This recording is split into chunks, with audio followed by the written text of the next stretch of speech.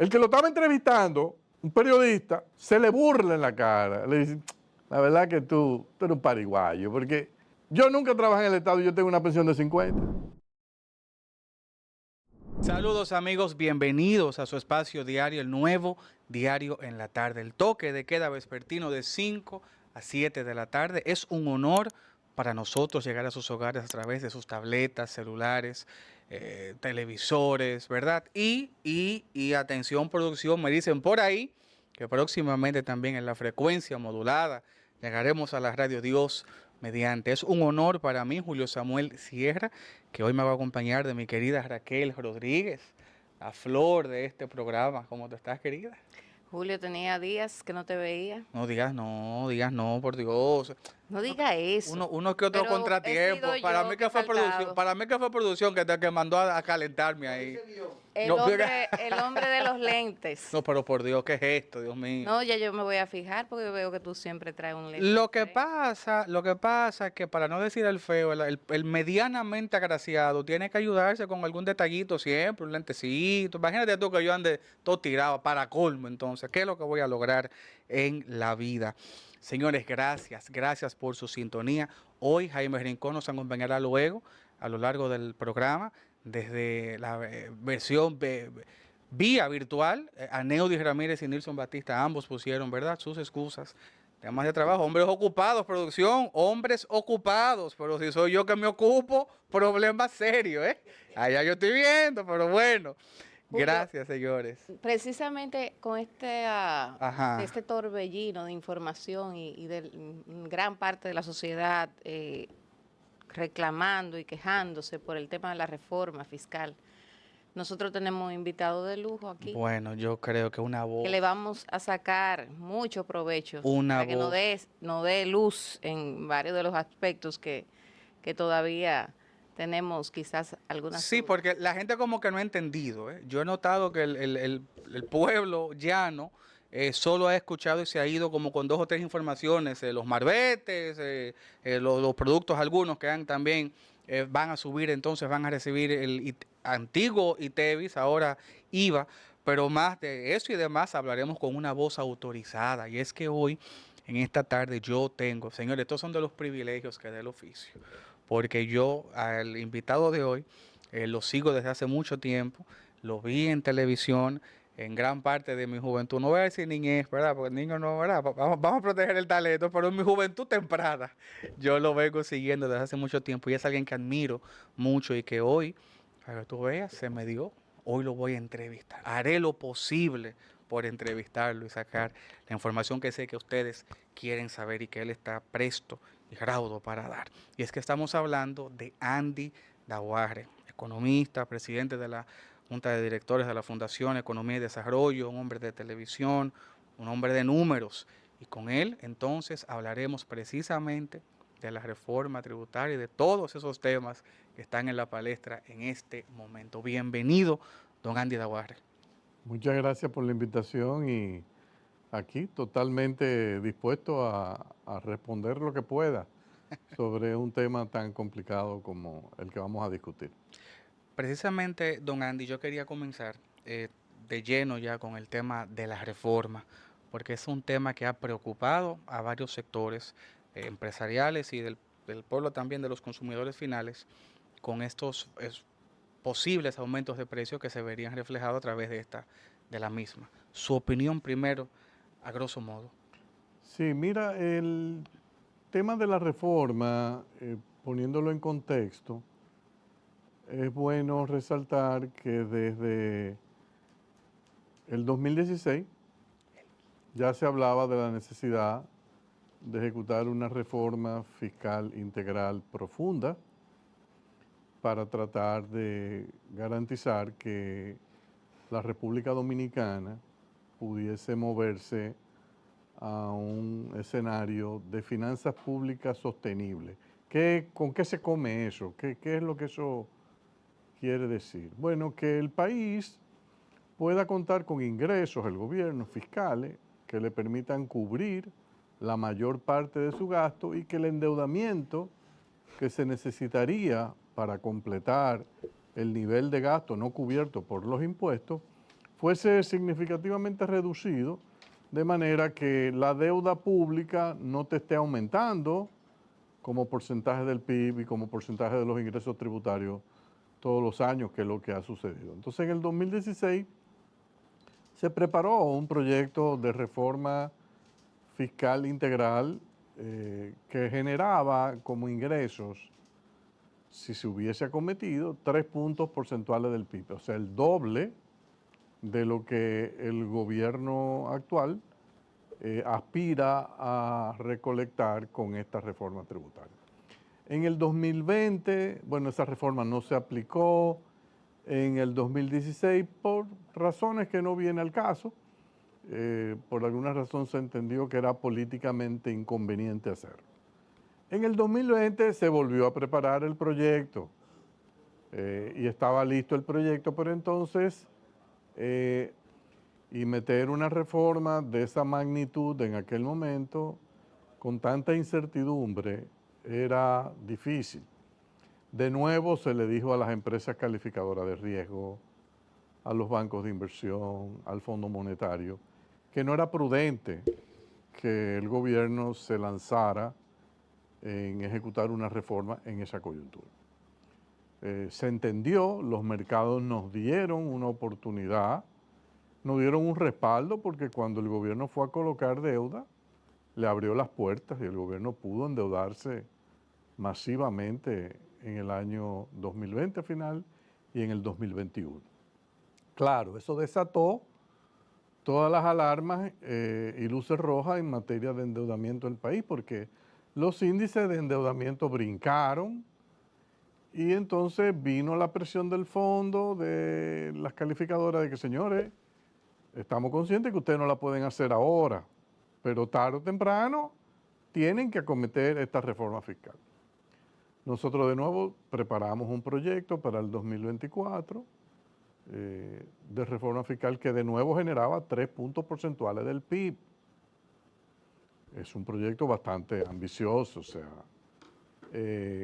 cuando el presidente Abinader resulta electo o reelecto en las elecciones del 24, entonces rápidamente su equipo económico, fundamentalmente yo diría que el Ministerio de Hacienda, se sienta a armar su reforma. Entonces, visto en ese contexto, nadie puede decir que el anuncio de esta reforma es una sorpresa, porque es que desde hace 8 años veníamos batiendo la necesidad y todo el mundo sabía que tarde o temprano esto tenía que venir. El Fondo Monetario también planteó una reforma en la magnitud que nosotros habíamos preparado, de 3 puntos porcentuales del PIB. Ellos estaban en esa línea de que era necesaria una reforma importante porque había que hacerle espacio en las finanzas públicas a un mayor nivel de inversión en obras de infraestructura física. O sea, todos recordamos que la administración del presidente Abinader, en los primeros 4 años, los niveles de inversión pública cayeron significativamente y eso le permitió al gobierno manejarse con un déficit relativamente manejable de 3%, 3.3% del PIB. Pero el fondo estaba consciente, el BID, el Banco Mundial, los bancos de inversión, las calificadoras, de que ese nivel de inversión pública no era sostenible, que un país como República Dominicana, para poder competir globalmente en igualdad de condiciones, tenía que moverse a un territorio de invertir 4, 5, 6% del PIB en infraestructura física, como estaba haciendo Panamá, o 7 o 8, como estaban invirtiendo los países del sudeste asiático, que crece y exhibe un desarrollo mucho más acelerado que el nuestro. Entonces, por eso ellos insistían en 3 puntos porcentuales. El equipo del presidente Abinader, sin embargo, lo que uno ha podido ver es que no es tan ambicioso. Y se han ido con una reforma que ellos han preparado que da la mitad, o sea, 1.5% del PIB. Particularmente, yo no voy a cambiar mi opinión porque se haya presentado una reforma de 1.5. Yo tengo que decir lo que yo pienso. Yo creo que esa reforma es insuficiente. Claro.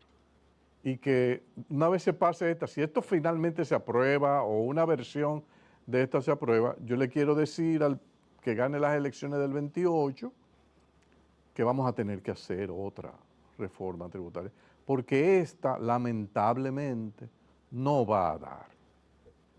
No va a dar y no va a generar recursos para invertir significativamente en obras de infraestructura física. Yo era partidario de un solo tablazo Claro. y no de dos tablitas, una que Diferidas. nos van a dar ahora y otra en 4 años. Pero bueno, yo respeto en absoluto la decisión de las autoridades. Ellos posiblemente tienen más información política y datos del mercado político que yo y en consecuencia ellos dirán, bueno, mira, lo que Andy estaba planteando, perfecto, está bien, pero nosotros no podemos lanzarnos en un proyecto así.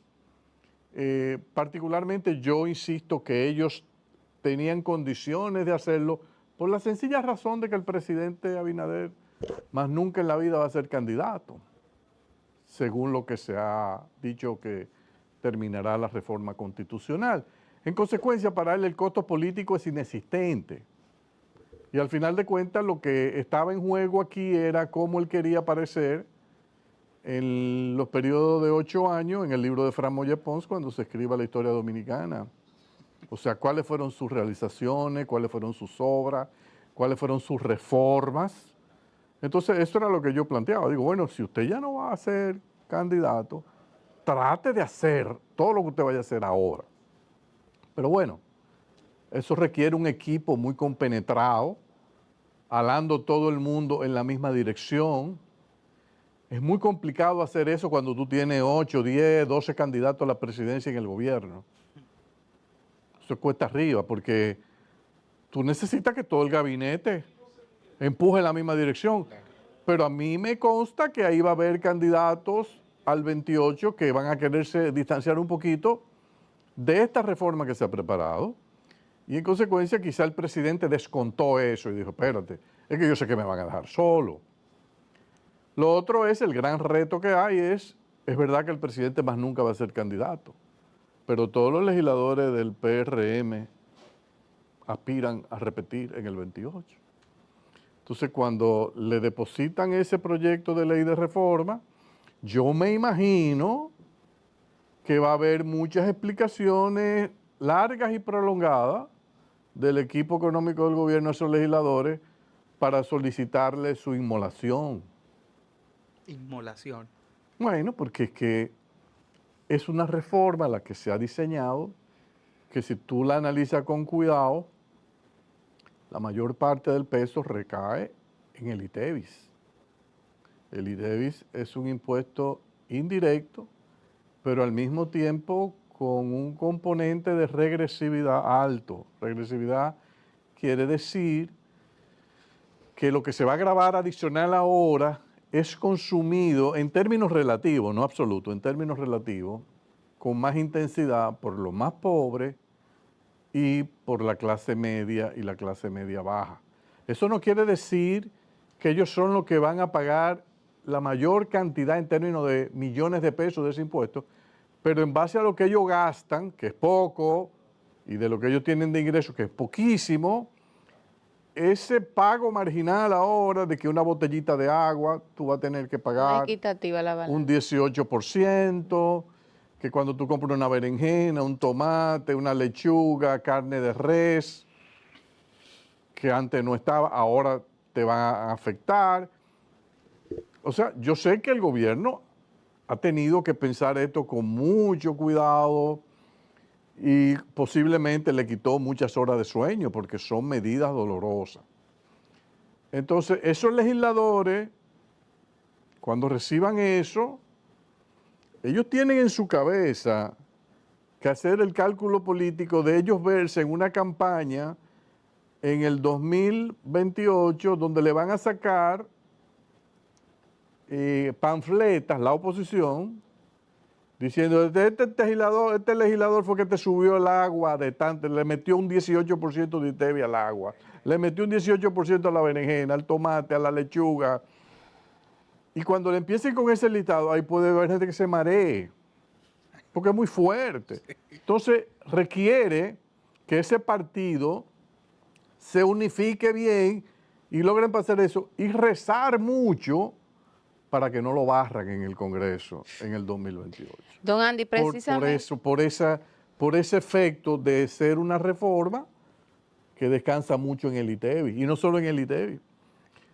Ahora mismo el IPI, el impuesto a la propiedad, tú tienes una exención de 9.986.000 pesos. O sea, Casi 10 millones. prácticamente todas las viviendas de menos de 10 millones no pagan. ¿Qué sucede? Por alguna razón, que yo no sé quién fue que se lo sugirió, han bajado de 10 a 5.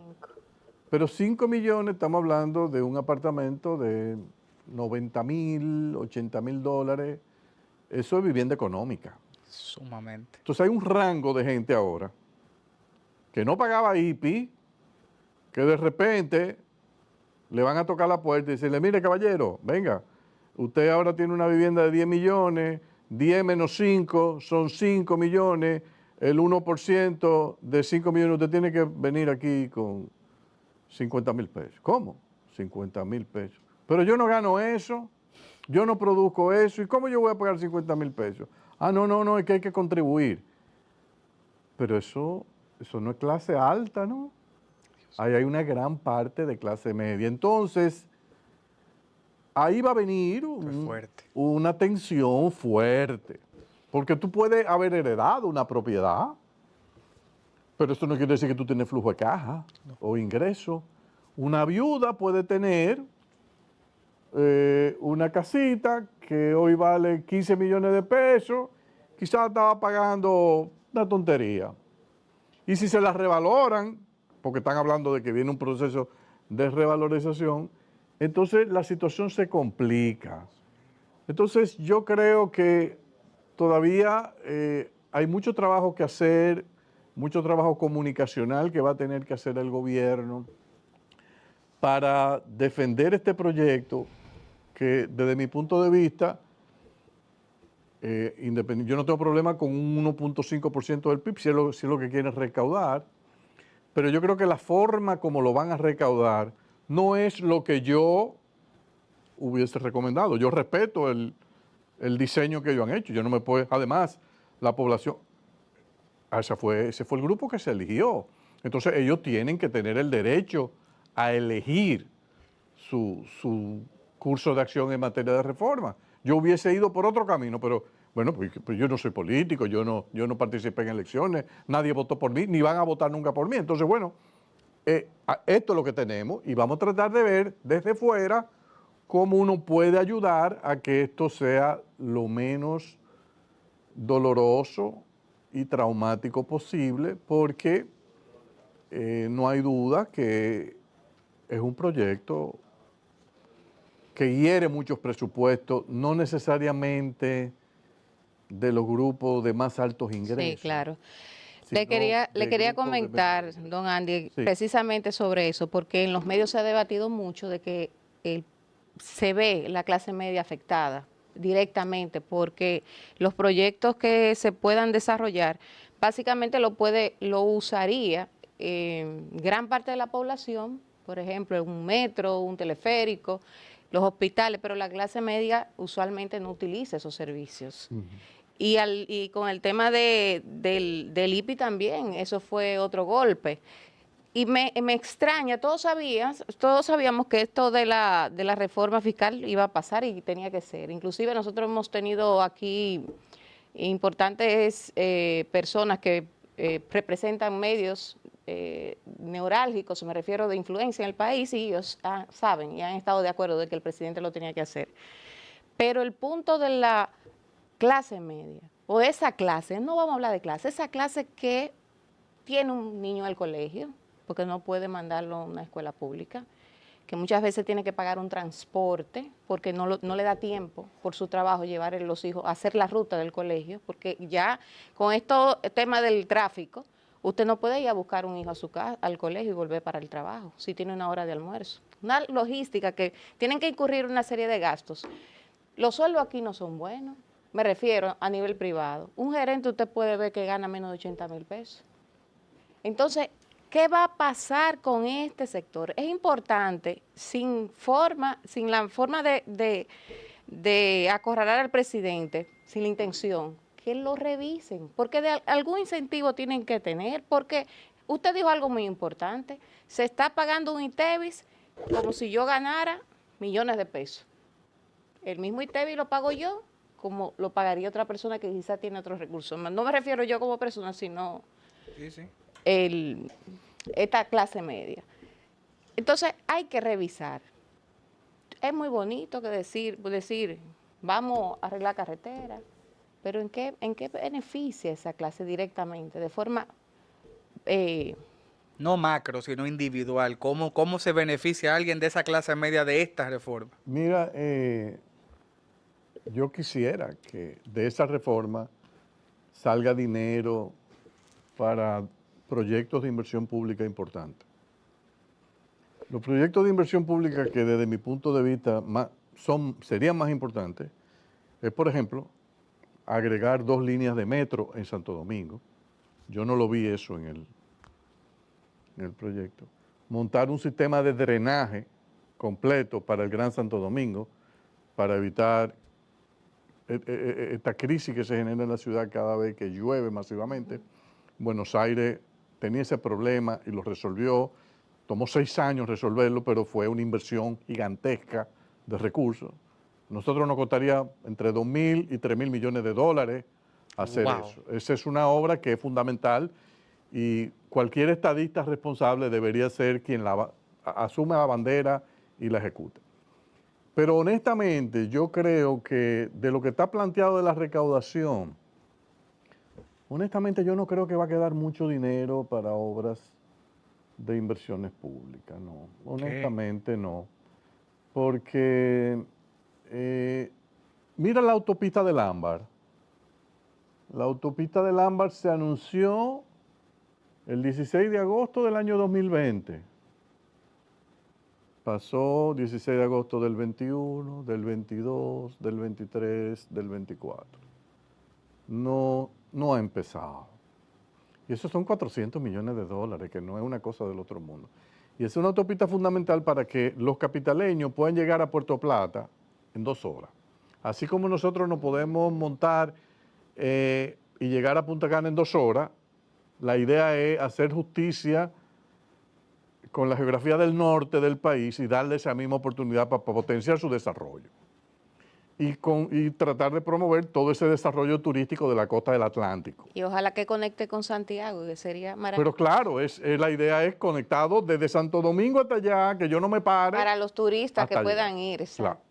No solo eso, empresarios de Santiago, familias de Santiago, de San Francisco, de La Vega, ¿qué harían? Construirían apartamentos, segundas viviendas, oficinas incluso en toda la costa del Atlántico, que es una zona bellísima, y eso generaría un dinamismo económico espectacular ahí. Bueno, por alguna razón no se ha empezado esa autopista. Y si tú la ves en la presentación de la reforma tributaria, y tú buscas dónde está la autopista del Ámbar, no aparece. Te hablan de un tren que va, creo, a San Cristóbal, uno que va a Boca Chica, cosas que yo no he visto presupuesto, no he visto los análisis costo-beneficio y no puedo opinar de eso. Entonces yo no me hago muchas ilusiones con la parte de obra de infraestructura física porque yo no he visto ni los presupuestos de esas cosas, ni los análisis profundos de que se puedan justificar. Ojalá que sí, que existan, que se puedan justificar y que sean altísimamente provechosos para el país. Yo tengo mis dudas, o sea, no... Lo que sí veo en la reforma es golpes, por ejemplo.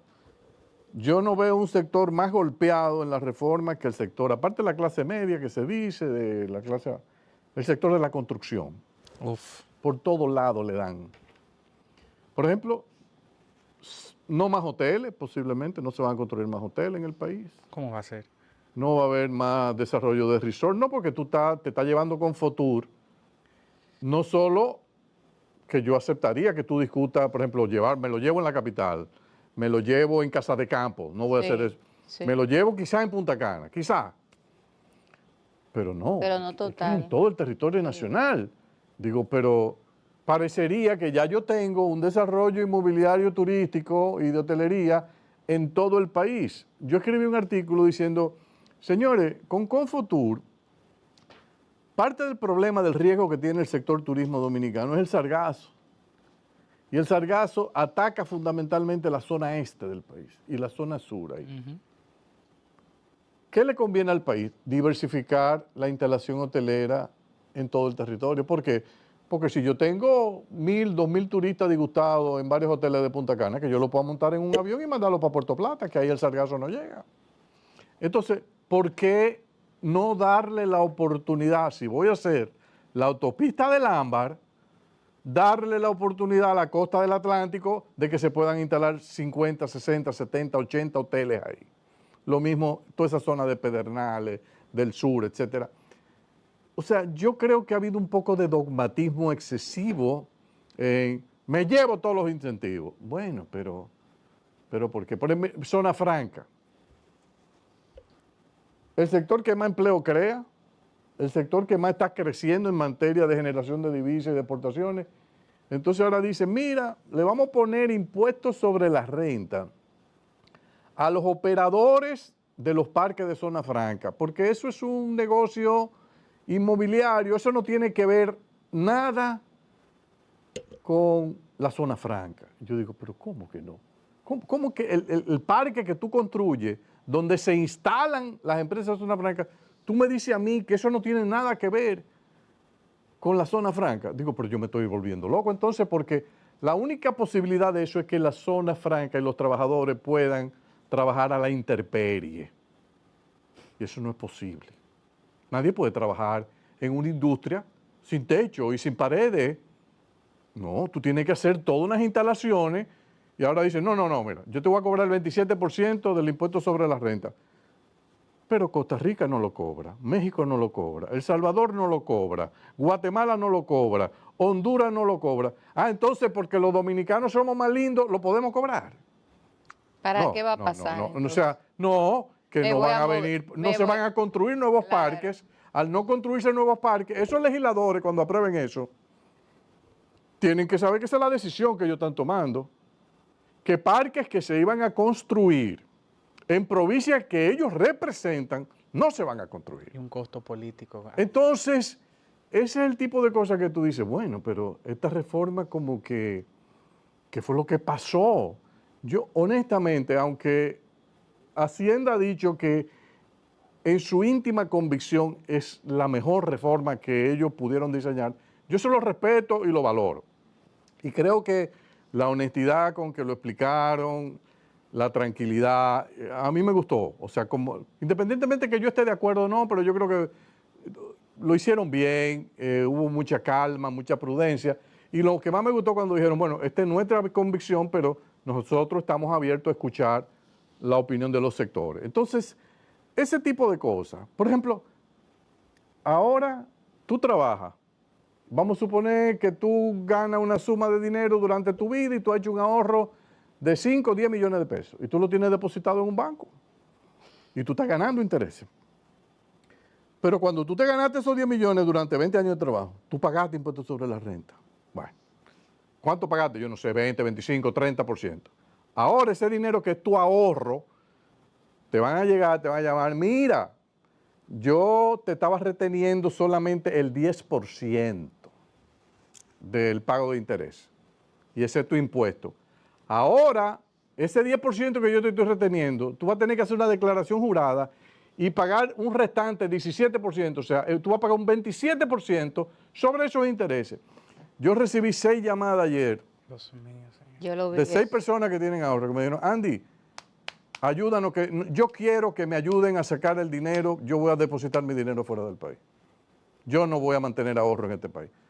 O sea, ¿a quién se le puede ocurrir que un banco central que está en un momento delicado ahora, perdiendo reservas de divisa para evitar que el peso se siga depreciando, entonces tú le vas a crear, con una decisión que no es adecuada, un impuesto sobre los intereses que en vez de 10 va a ser 27%?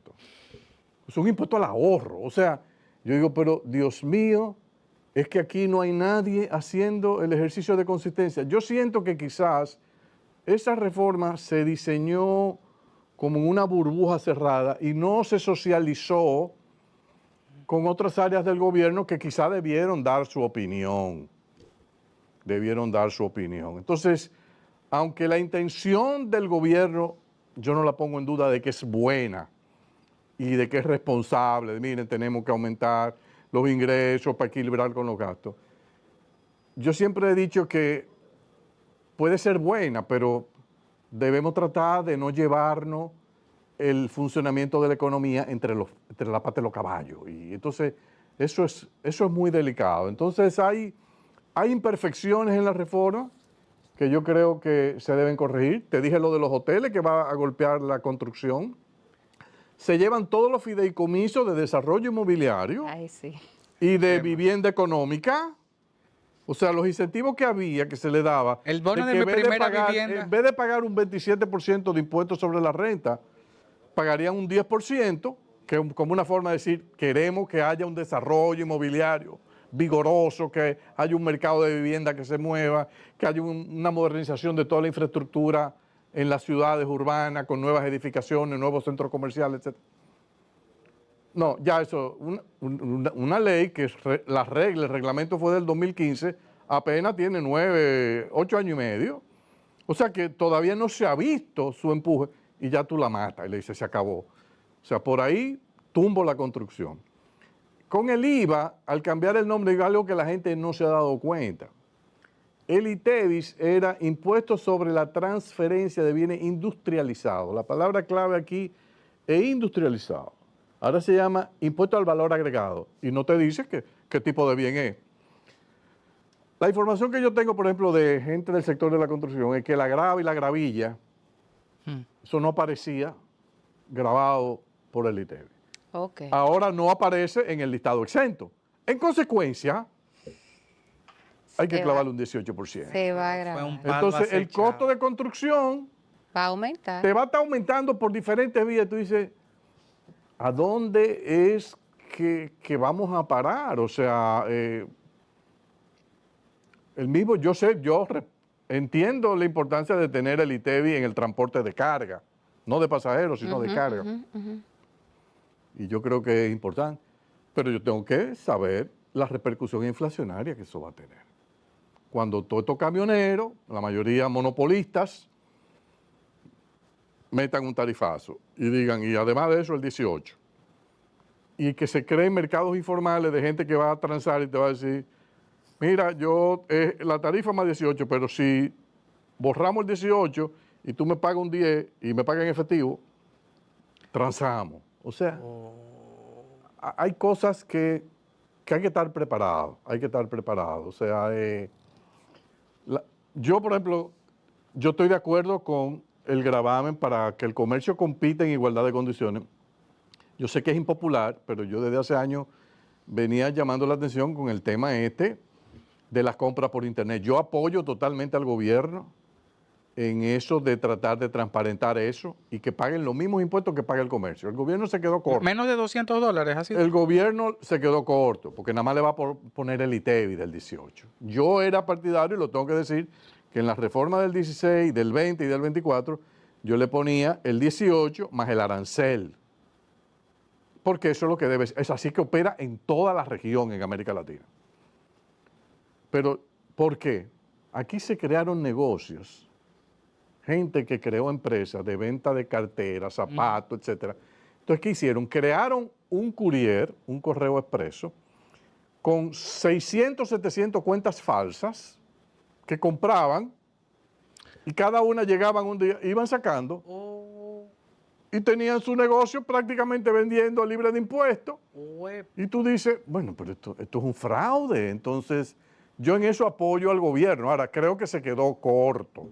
Yo hubiese puesto el 18 más un 10, un 14 de arancel, lo que ellos entendiesen. Pero esa es una medida que yo creo que va en la dirección correcta porque la gente va a los comercios y dice, estos ladrones, estos comerciantes, mira lo caro que venden.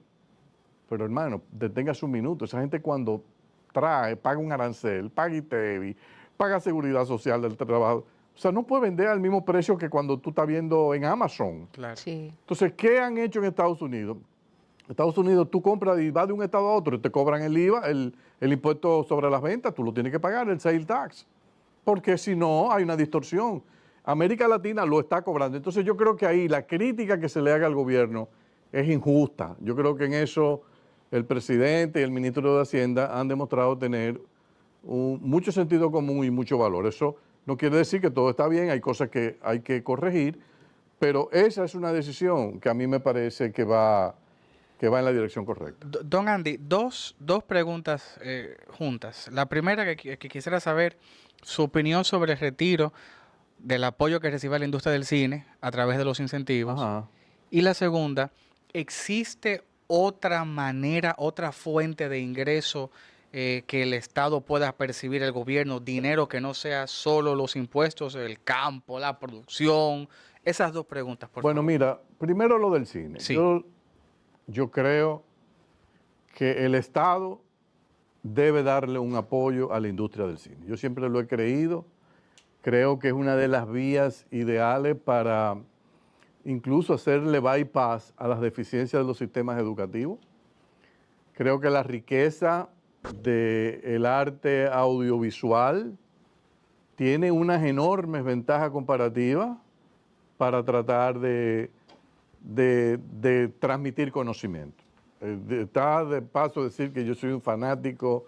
Yo no voy mucho al cine, pero sí veo de todas las plataformas, Consume mucha. y soy un fanático de la serie, y principalmente las series históricas. O sea, que yo valoro eso y sé que el trabajo que hay ahí es un trabajo espectacular. Ahora, el esquema que tenía Dominicana, que tenía República Dominicana, que el presidente y el ministro de Hacienda quieren desmontar, yo entiendo la razón por la cual ellos lo quieren desmontar, porque se prestó a mucho fraude y a mucho abuso. Mira, el año pasado, las exenciones que se concedieron ascendieron a 7.204 millones de pesos.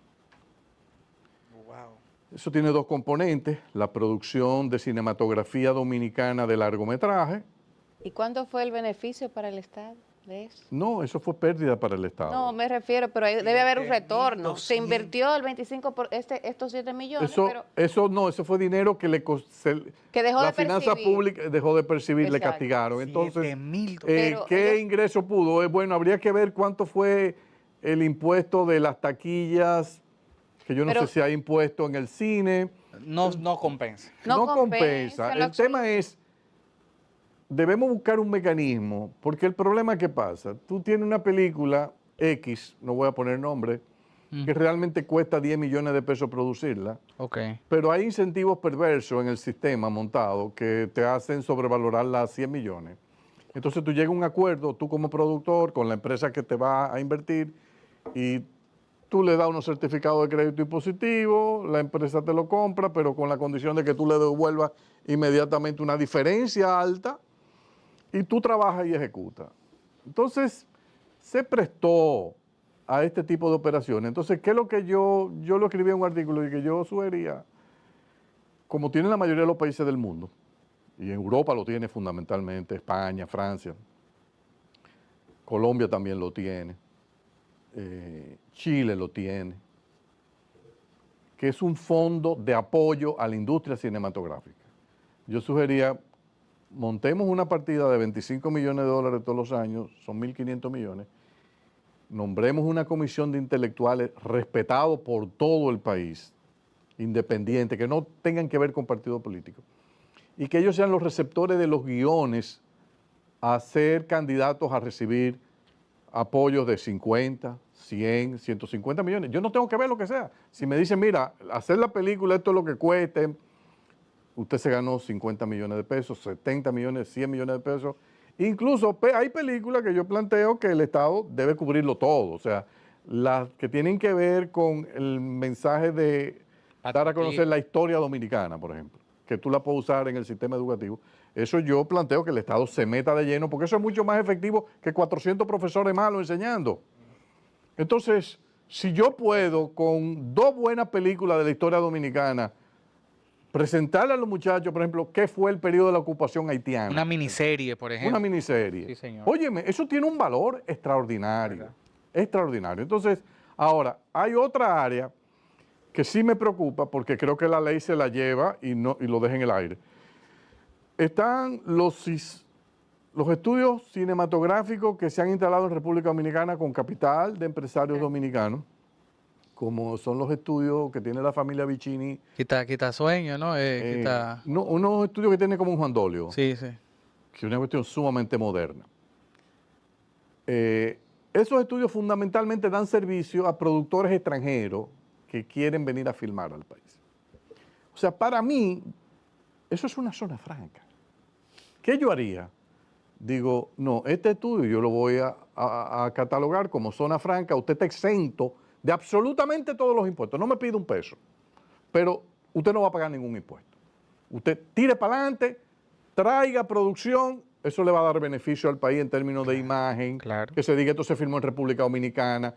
Cuando vienen esos artistas y todo ese equipo se hospedan en hoteles, van a los restaurantes, consumen, te generan un movimiento y ponen a Dominicana en el nombre, en el mapa de la geografía Un hub. de la cinematografía mundial. Entonces, eso porque a mí me preocupa que ahora esos estudios no van a recibir ni exenciones fiscales, ni apoyo por ningún tipo. Entonces yo creo que ahí, ojalá que el presidente y el ministro de Hacienda se sienten y evalúen la posibilidad de que eso sea catalogado como una empresa total de zona franca. Ese y cualquier otro estudio cinematográfico importante que se crea con una inversión mínima, yo creo que es positivo para el país.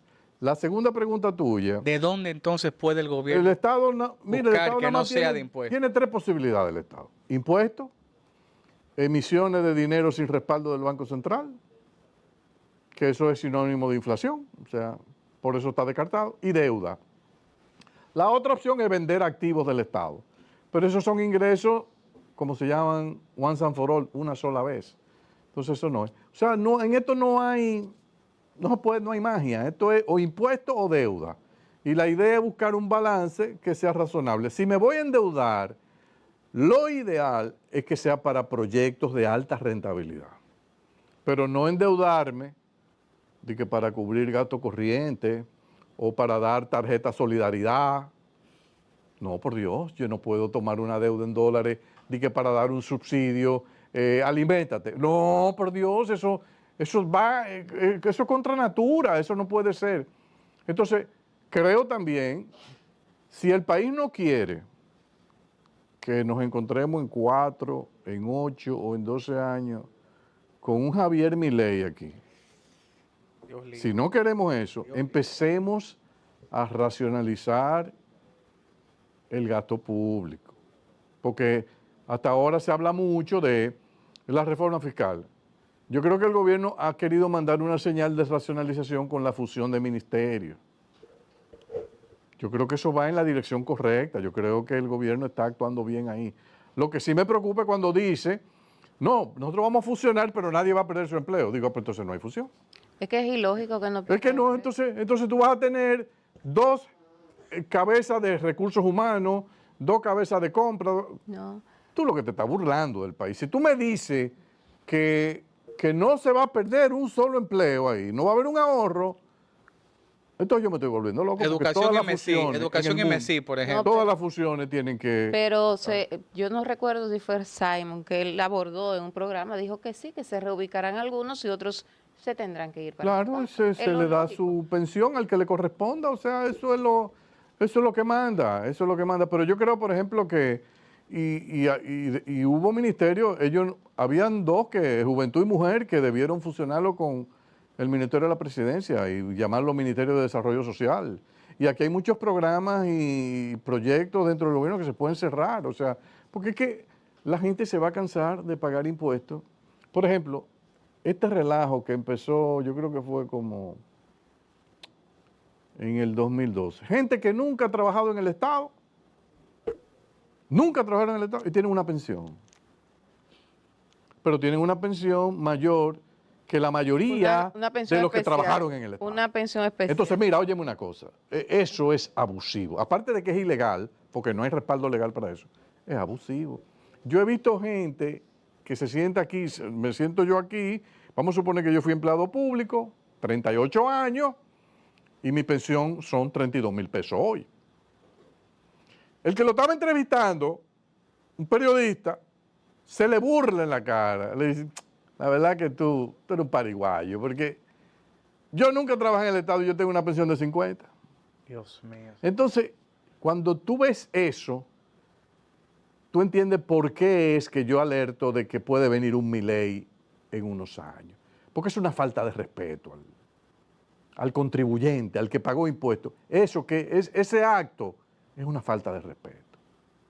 Entonces, estas democracias nuestras a veces convergen hacia situaciones aberrantes y deplorables y pueden allanarle el camino a fuerzas autoritarias que se cansen de esto. Sí. Que se cansen de esto. Nosotros tenemos que ser más respetuosos con el dinero que pagan los contribuyentes.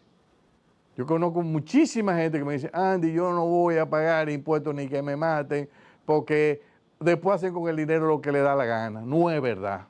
Yo le doy mejor uso que el gobierno. Oye, yo le doy mejor uso que el gobierno.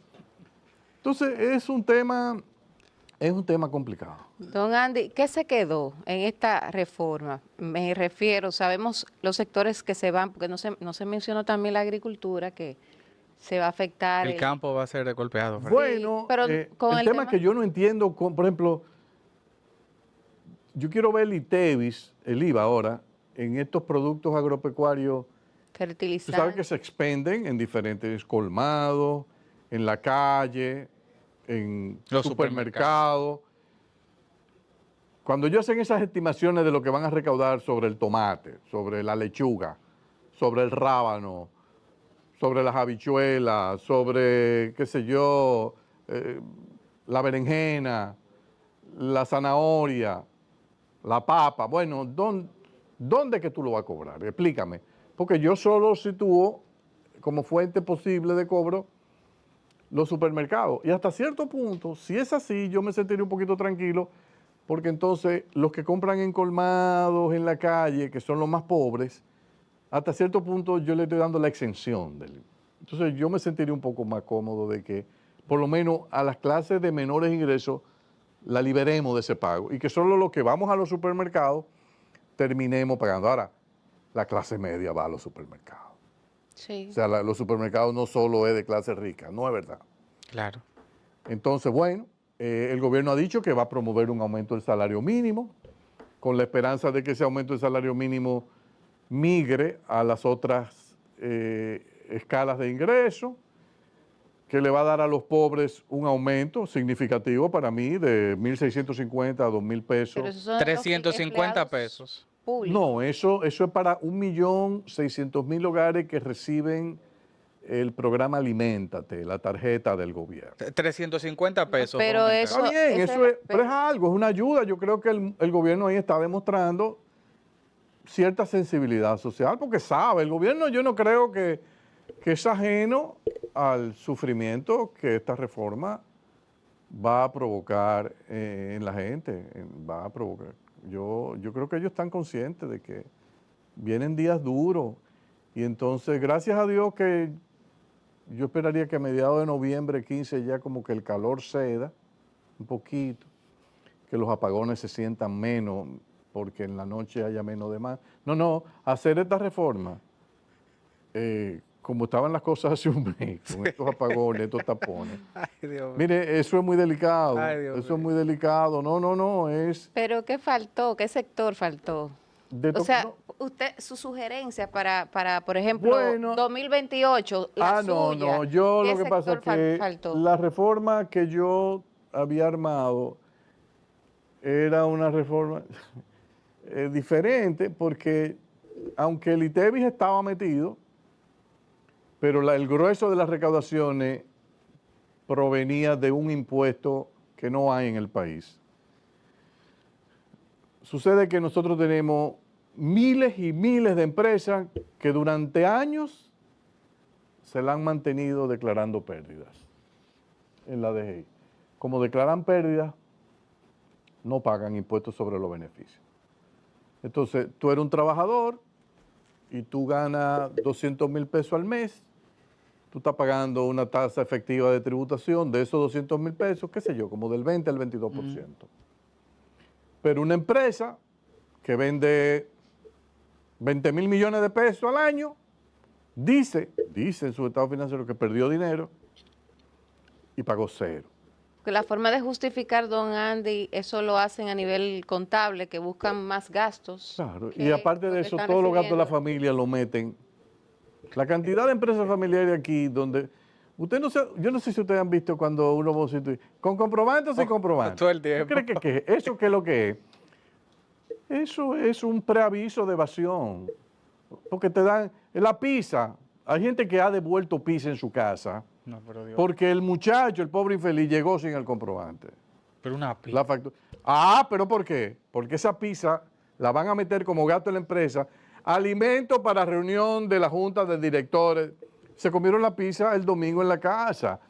Entonces, esto es un relajo. Entonces, ¿cómo tú resuelves eso? Convenciéndote primero que es imposible, y tienes que tener mucha humildad para esto. Imposible tú determinar si una empresa gana o no gana dinero. Acéptalo, reconócelo que no es posible. Ah, que tú eres economista. No, no, yo me declaro incompetente porque me van a engañar. Son más inteligentes que yo. ¿Qué es lo que yo haría? Bueno, tú vas a pagar no sobre la base de las utilidades que tú me vas a engañar, pero yo sí sé cuánto tú vendes. Tú vendes, cada vez que tú vendas 100 pesos, tú me vas a pagar 3 pesos con 50 centavos. No, pero es que yo no gano dinero. O sea, tú lo que te cuesta 100, ¿lo vendes a 100? Sí. Bueno, pues mira, en lo adelante, lo que te cueste 100, tú lo vas a vender a 103,50. Tú me das los 3,50 míos, Claro. 103,50 que tú vendiste, menos los 3,50 que me diste a mí, tú te quedas con 100, menos 100, fíjate, está igualito, tú no pierdes nada. Pero me pagaste mi 3,50. Excelente. Ah, que yo soy filántropo. A mí no me importa que tú seas filántropo. Todo el mundo a pagar un mínimo de 3,5%. Incluso la zona franca, cuando venden en el mercado local, la DGI la obliga a pagar 3,50 pesos por cada 100 pesos que vendan. Y no le preguntan si ganó o perdió dinero. No, es más, ahora creo que le suben en el proyecto, en vez de 3,50 le van a cobrar 5 pesos. Bueno, Esa mercancía que se ¿qué es lo queda que en yo el planteaba? Hacer eso para el resto de las empresas. Eso daba, ese impuesto que yo planteaba, daba más que esta reforma completa. Que Solo ese impuesto. Ese impuesto. Pero para hacer eso, tú tienes que creer en eso, tú tienes que estar convencido, tienes que ser capaz de defenderlo. Hipólito Mejía lo hizo en el 2000, cuando nosotros se lo presentamos con un 2% en aquel momento, al final el Congreso lo rebajó a 1,5% y las recaudaciones del impuesto sobre la renta de las empresas subió un 50% de un año a otro. Pero después vinieron cambios y lo fueron erosionando y Leonel Fernández llegó y lo cambió. Bueno, yo creo en ese impuesto, en un país salvaje como este y donde yo no tengo institucionalidad ni capacidad para verificar 200,000 estados financieros de empresas, yo tengo que recurrir a impuestos artesanales y sencillos y simples como este para la recaudación. Ahora, reconozco que eso no formaba parte del espíritu de la reforma de la presente administración y eso lo respeto bien. O sea, si tú no estás dispuesto a defender eso, la mejor decisión que tomó el gobierno del presidente Abinader fue no meterse en eso, porque si usted no cree en eso, usted no lo va a poder defender. Claro, Entonces, sí. yo prefiero que... Ellos preferían irse fundamentalmente con el ITEVIS y las exenciones. Perfecto, está bien. Eso. y las empresas informales, que tenemos un porcentaje Bueno, muy eso alto. yo no veo en la reforma. Solamente hay un dispositivo que me haría pensar que pueden, por ejemplo, los salones de belleza. Ellos le van a cobrar el ITEVIS. Yo me imagino que esos salones de belleza que le van a cobrar el ITEVIS son los salones de belleza de los barrios pudientes, de las zonas pudientes. Yo no creo que hay inspectores lo suficientemente guapos para entrar en los salones de belleza de los barrios y que busque un ITEVIS. No. O sea que yo creo que, es más, yo sería partidario de que se limiten a los salones de belleza donde van las mujeres de altos ingresos. Porque, Vitrito. óyeme, porque si tú le metes un 18% a todos esos servicios de salones de belleza, eso va a ser una situación. Yo recuerdo con Hipólito en el 2000, cuando nosotros le presentamos la reforma y le pusimos para que él mismo escogiera qué quería poner ITEVI y qué no. No lo hicimos nosotros, simplemente le pusimos la matriz y él iba bien. Y había una línea que decía, salones de belleza. Yo me Y me dijo, imagino. mira Turquito, pero tú te estás volviendo loco. Digo, no, presidente, espérese. Yo no estoy sugiriendo que usted se lo ponga. Es que está ahí, usted lo marca o no lo marca. Pero tú estás loco, ¿tú crees que yo me voy a equivocar? Me tumban estas mujeres, me tumban desde los salones. Este gobierno no... Eso, el que se atreva a hacer eso, me decía, el que se atreva a hacer eso es un suicida. Bueno, pero fíjate, este es un gobierno... Hubo alguien que dijo que el presidente tuvo un equipo de gente valiente porque le van a meter el ITEVI a los salones. Yo espero que salga bien, yo deseo que realmente salga bien, pero al sector informal la única forma de tú cobrarle es a través de una figura que se llama el agente de percepción. Los colmados, por ejemplo. Los colmados venden muchos productos. Es más, se dice que los consumidores del país, el 70%, casi el 70% de las compras de alimentos es en los colmados. Pero ahí, ¿cómo tú cobras el ITEVI ahí? Hay una forma.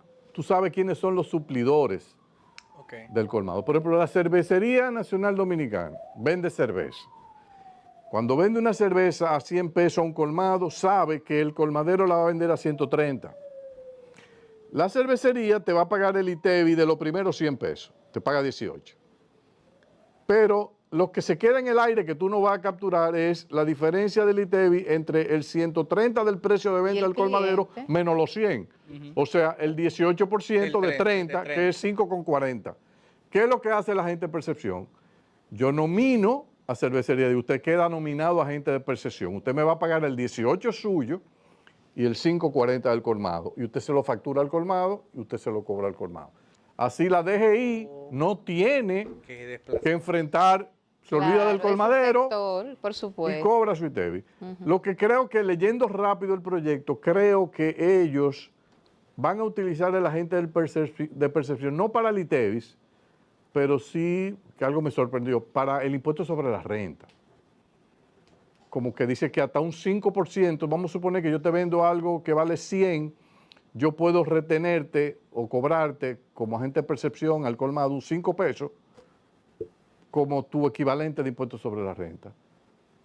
Yo no lo había visto nunca eso en ningún país. Yo siempre lo había visto, por ejemplo, en el caso de Brasil, con el IVA, con el impuesto de transferencia de bienes industrializados, el ITEVI. Bueno, don Ángel, Por último, que no quiero dejarlo ir. Yo, antes, cuando tú me hagas esa pregunta, yo voy a cerrar con otra. Mira, lo tenemos secuestrado, don Ángel, aquí desde tempranito. Ok, vamos a hacer algo, una y una. Está bien. Una y una. La mía.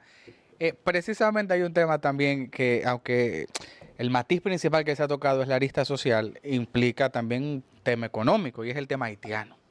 ¿Cómo ha visto usted que este gobierno se ha manejado en el tema y qué impacto económico tiene esta situación o pudiese tener esta situación para el país? Bueno,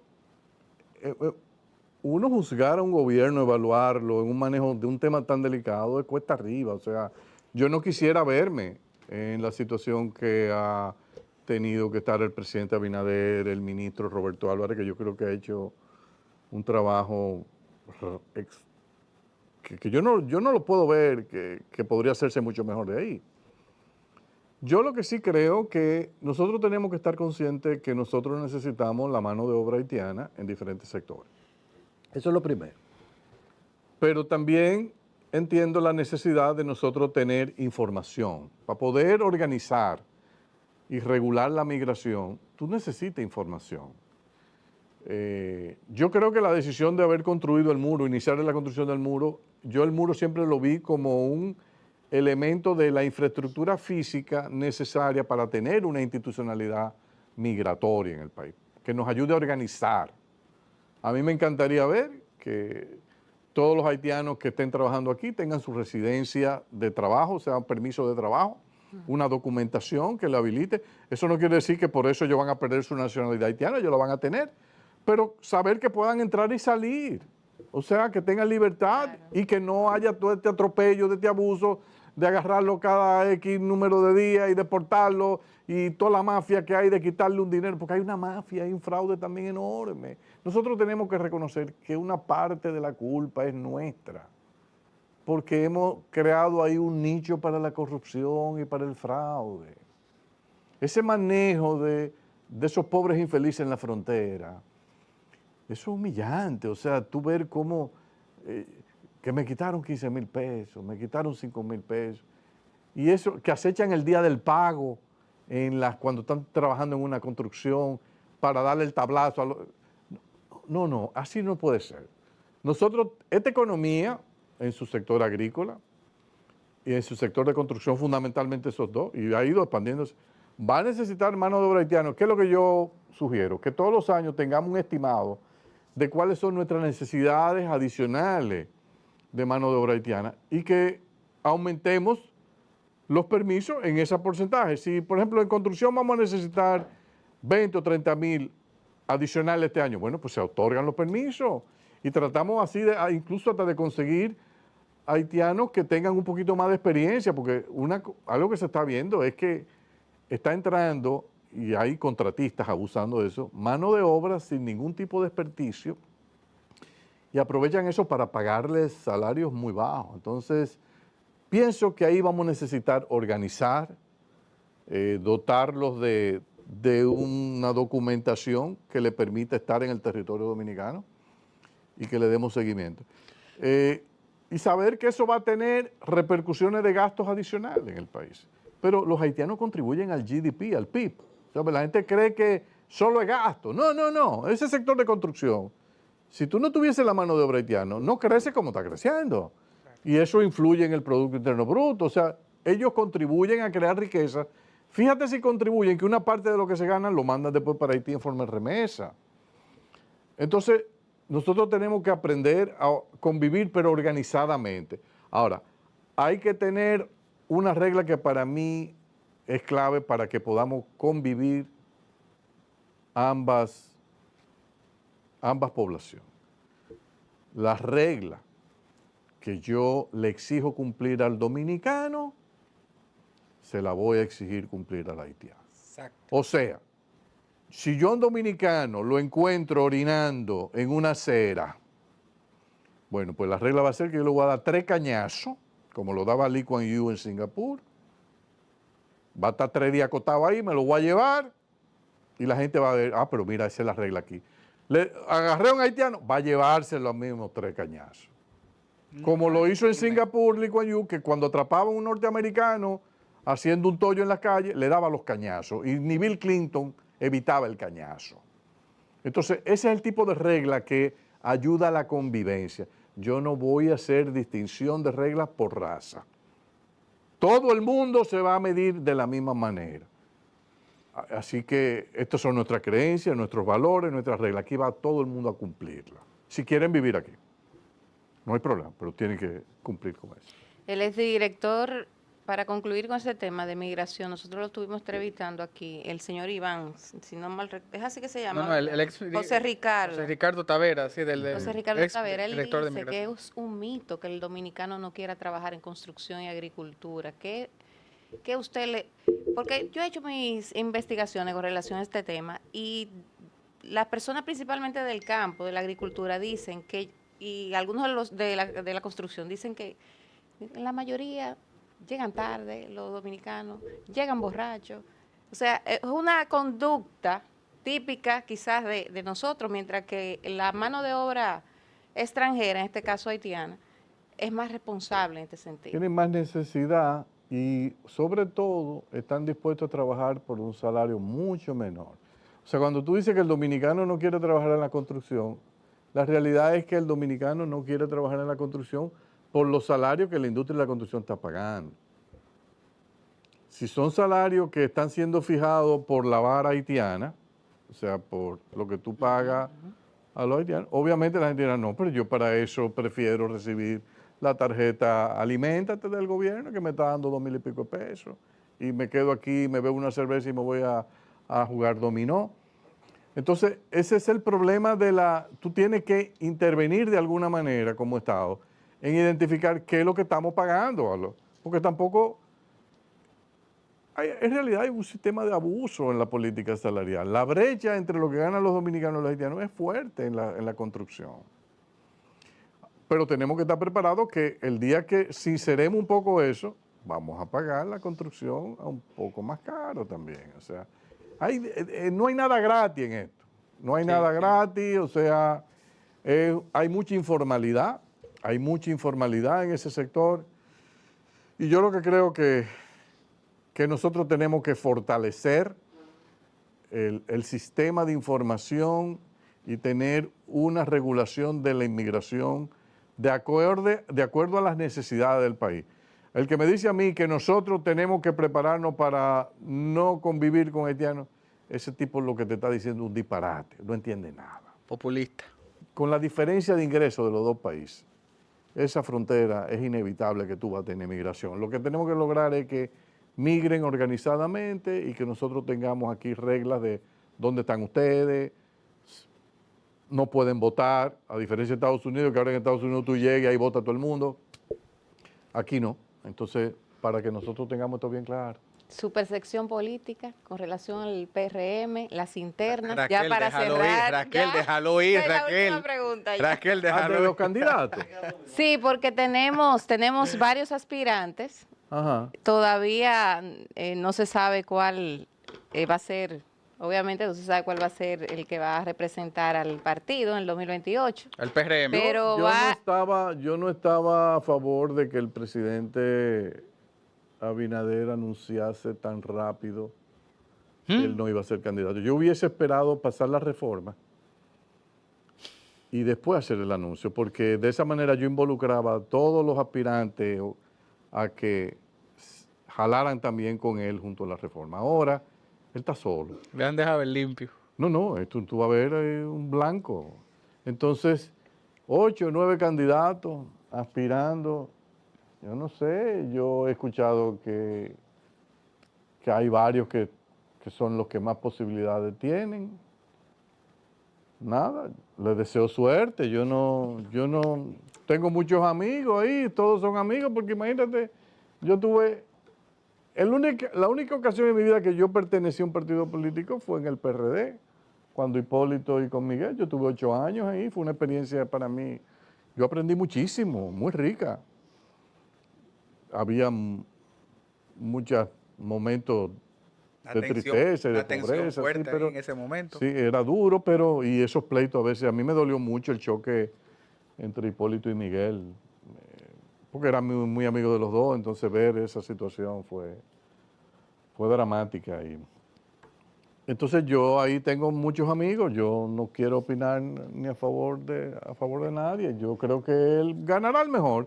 Y puede haber alguien que esté ahí que todavía no ha sacado la cabeza también. Hay que ver a quién prefiere el presidente también. Yo creo Sí, que porque el presidente va a querer tener a la persona... que continúe su legado. No, y en quien él más confíe. Ay. Más si tú no vas a volver nunca. Ay. Que para mí, mira, yo creo tanto en la democracia que yo no creo en la prohibición de la reelección. No. Porque si yo prohíbo a una persona que pueda volver, yo estoy interviniendo en el deseo del votante.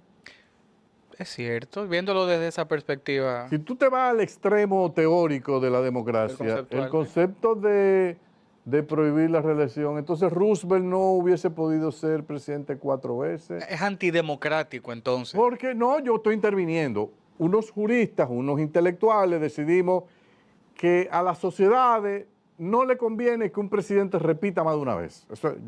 Ahora, ¿quién nos dio a nosotros ese poder? ¿Quién nos iluminó? O sea, nos comunicamos con el Señor y Él nos transmitió ese mensaje. Miren, jóvenes, convenzan al pueblo de que esto es lo que le conviene. A mí nadie me ha dicho nunca eso. Entonces yo creo que el pueblo es el que tiene que decidir si usted sigue. Usted lo hizo bien, usted se queda. Usted lo hizo mal, usted se va para su casa. Y olvídate que la probabilidad de que después de 8 años a ti te reelijan un tercero, óyeme, tú tienes que haberlo hecho muy bien. ¿Qué es lo que nosotros tenemos que hacer? La reforma más importante no es ninguna de estas reformas que está haciendo el ¿Cómo presidente va? Abinader. Ninguna. ¿Cuál es? Aquí la reforma más importante, y no se le ha querido meter el diente, es la reforma tendente a abaratar dramáticamente el costo de ser elegido. Ya, Porque así yo podría incluso ahorrarme en los partidos políticos. claro, sí. Uy.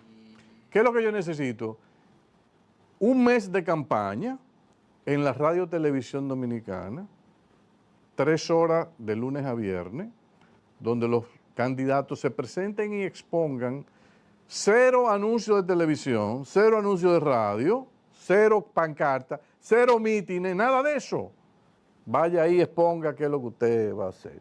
Y que la población elija libremente al que le convenga. Coño, don Andy, pues muy radical ahí. No, pero es que en Chile Wow. lo vi, No, pero y que México lo tiene un poquito parecido. Aquí hay una Entonces, industria de ¿tú la crees que campaña. es posible que para tú ser presidente de la República Dominicana, si tú no juntas un presupuesto de 60, 70 millones de dólares, tú no puedes llegar?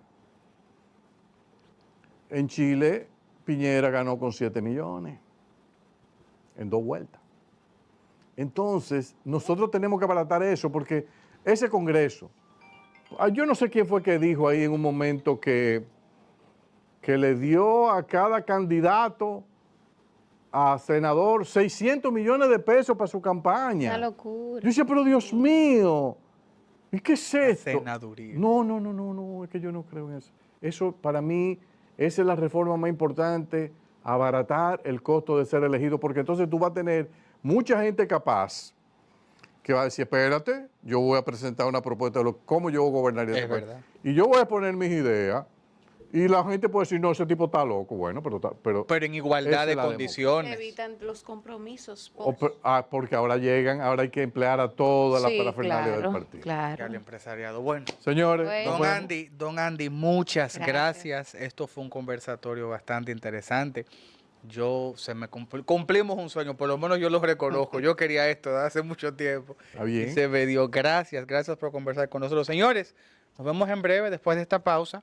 Ya les regreso mucho más contenido de su nuevo diario en la tarde.